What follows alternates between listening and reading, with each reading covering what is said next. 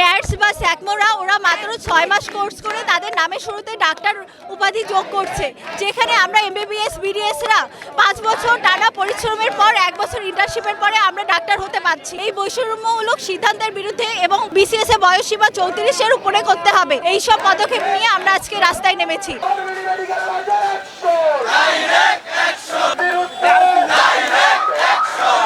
এটা আমাদের নামের সামনে ডাক্তার লাগাতে পারি, কিন্তু আমরা এটা মেনে নিতে পারবো না যারা 6 মাসের মধ্যে ওরা এই নামের সামনে ডাক্তার লাগাতে চায়।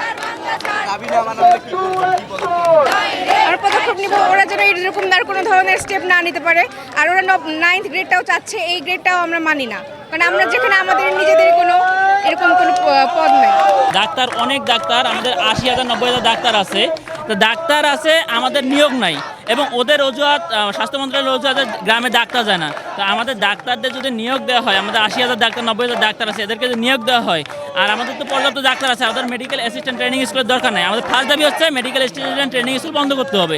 সেকেন্ড দাবি হচ্ছে গ্রামের স্বাস্থ্য সেবা নিশ্চিত করার জন্য, একটা ভালো মানের স্বাস্থ্য সেবা দেওয়ার জন্য আমরা ডাক্তার 10,000 ডাক্তার এই বছরে নিয়োগ চাই, এবং আগামী বছর প্রত্যেক বছর 5,000 করে। আমরা এখানে 5 দফা দাবি নিয়ে দাঁড়িয়েছি, যেটা নিয়ে আমরা স্মারকলিপি প্রদান করেছি অলরেডি আমাদের পরিচালককে, এবং এটা নিয়ে সেন্ট্রালিও কথা হয়েছে।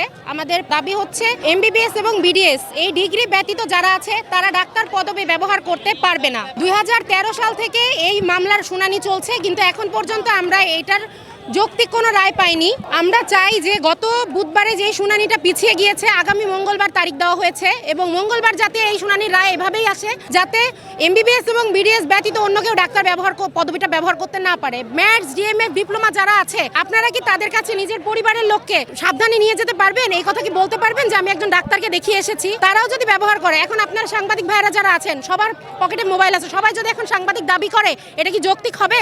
কোনোভাবে এই বিষয়টা যৌক্তিক হবে না। তো আমরা আমাদের যৌক্তিক দাবির জন্য দাঁড়িয়েছি। ওরা যারা আছে তারা হচ্ছে ওভার দ্য কাউন্টার যে ড্রাগগুলো আছে, যেমন প্যারাসিটামল, ওরা শুধু সেগুলোই ব্যবহার করতে পারবে। মেডিকেল অ্যাসিস্ট্যান্ট হিসেবে ওরা প্র্যাকটিস করতে পারবে, বাট ওরা ডাক্তার পদবিটা ব্যবহার করতে পারবে না। দ্বিতীয়ত হচ্ছে এখানে নতুন যখন বিসিএস এর সার্কুলারটা হয়, সকল ডাক্তারদের বয়সসীমা সেই 32ই রয়ে গেছে, কিন্তু আগে তো আমাদেরও 32 ছিল। আমরা স্বাভাবিকভাবে আরও 2 বছর 3 বছর বেশি পড়াশোনা করি, আমাদের বয়স সীমাটা কমপক্ষে 34 হওয়া উচিত।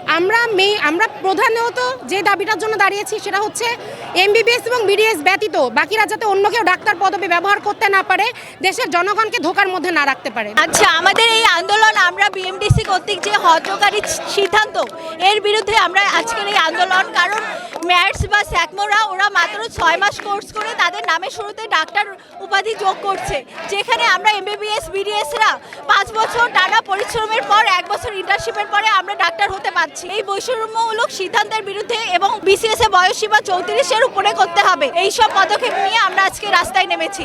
আমাদের 3টি medical, Rangpur community medical college, Rangpur medical college এবং প্রাইম মেডিকেল কলেজ, আমরা একসাথে হয়েছি, এবং আমাদের এই আন্দোলন চলতেই থাকবে আমাদের দাবি না মানা পর্যন্ত। এবং আমাদের এই যে আবু সাঈদ শহীদের প্রথম শহীদ ছিলেন, আমরাও শহীদ না হওয়া পর্যন্ত যদি না চলে আমরা চালিয়ে যাব।